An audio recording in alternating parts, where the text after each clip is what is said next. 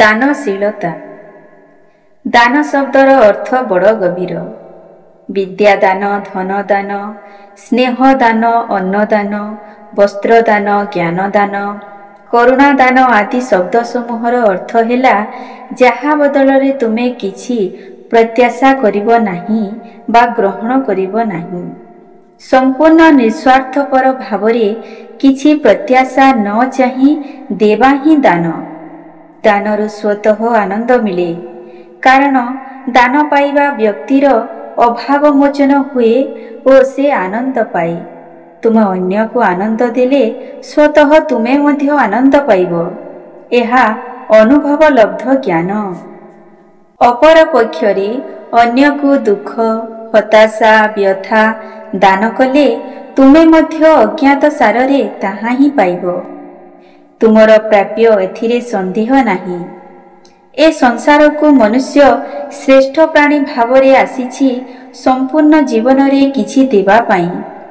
କିନ୍ତୁ ମାୟାମୋହରେ ଆବଦ୍ଧ ଜୀବନ ହାତ ଦୁଇଟିର କାର୍ଯ୍ୟ କ'ଣ ହେବା ଉଚିତ ପାସୋରି ଯାଏ। ଏହି ଦୁଇ ହାତରେ ତୁମେ ଗରିବ ବ୍ୟକ୍ତିକୁ ଧନ ଦାନ କର, ରୋଗୀକୁ ସେବା ଦାନ କର, ସୁନ୍ଦର କବିତା ସାହିତ୍ୟ ଲେଖି ରସିକ ଦଳକୁ ଦାନ କର, ଅନ୍ଧକୁ ହାତ ଧରି ବାଟ ଦେଖାଇ ଦିଅ, ରାନ୍ଧି କରି ଅନ୍ୟକୁ ଖାଇବାକୁ ଦିଅ, ବୃଦ୍ଧ ଅସହାୟ ବ୍ୟକ୍ତିର ସେବା କର। ମାତ୍ର ଏସବୁ ନ କରି ମନୁଷ୍ୟ ପ୍ରାୟଃ ଦୁଇ ହାତ ବଢ଼ାଇ ଖାଲି ମାଗି ଜାଣେ। ୟା ଦିଅ ତା ଦିଅ କହି ପାଖରେ ହାତ ପକାଇବାରେ ୟା ତାର ଦୁର୍ଲଭ ଜୀବନ ବିତାଇ ଦିଏ। ଦେବାରେ ଯେଉଁ ଆନନ୍ଦ ଅଛି ସେ ପାଇପାରେ ନାହିଁ। ଏ ଜୀବନ ଅନିଶ୍ଚିତ। ବିଧି ନିର୍ଦ୍ଦେଶରେ ଏ ମାୟା ସଂସାର ଛାଡ଼ି କିଏ କେତେବେଳେ ଚାଲିଯିବ ତାହା କିଏ କହିବ?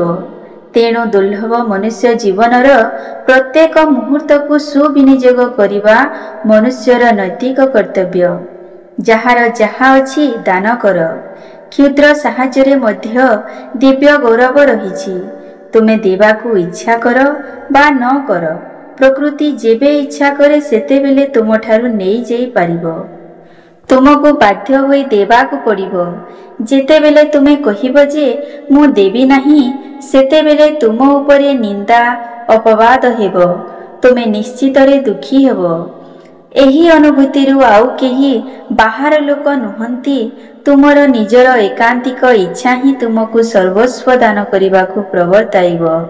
କାରଣ ତୁମର ଅଖଣ୍ଡ ଏକାନ୍ତିକ ଇଚ୍ଛା ହିଁ ତୁମକୁ ସର୍ବସ୍ୱ ଦାନ କରିବାକୁ କହିବ ଏବଂ ତୁମେ ଦେଇ ଦେଇ ନିଷ୍ପ ସେବାର ଅଖଣ୍ଡ ଆନନ୍ଦ ଅନୁଭବ କରିବ, ଯାହା ତୁମର ନିଜସ୍ୱ ଏକାନ୍ତ ଭିତରର ଅନୁଭୂତି।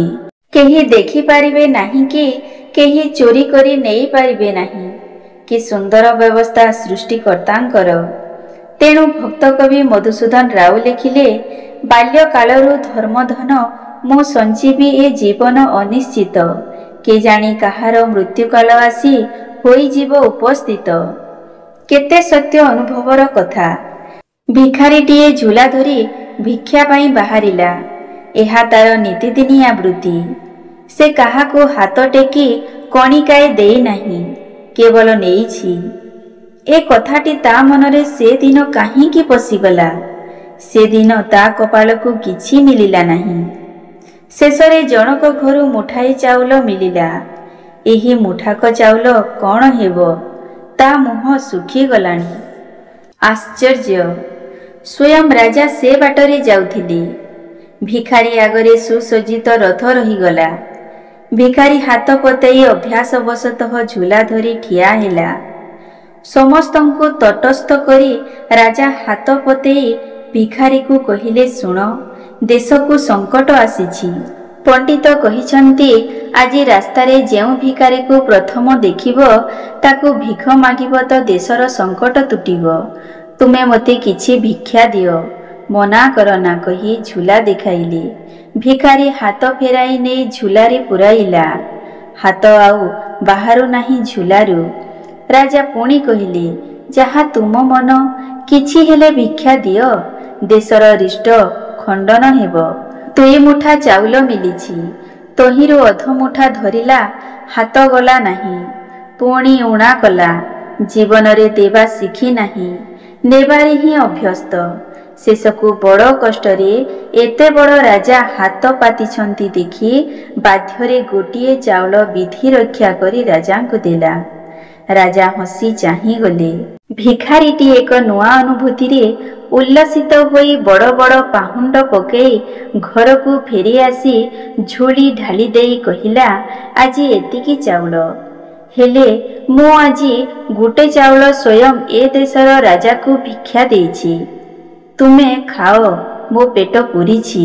ଭିଖାରୀର ସ୍ତ୍ରୀ ଦେଖିଲା ଗୋଟାଏ ସୁନାମୋହର ଝୁଳିର 2 ମୁଠା ଚାଉଳ ଭିତରେ ଚକ୍ ଚକ୍ ଦିଶୁଛି। ଭିଖାରୀ କହିଲା, ହାୟରେ ଅକର୍ମା, ସବୁ ଚାଉଳ ହେଲେ ଭିକ ଦେଇଥାନ୍ତି। ଦାନ ଦେବାରେ କି ଅପୂର୍ବ ଆନନ୍ଦ! କିଛି ବିଫଳ ହୁଏ ନାହିଁ ଭଗବାନଙ୍କ ସୃଷ୍ଟିରେ।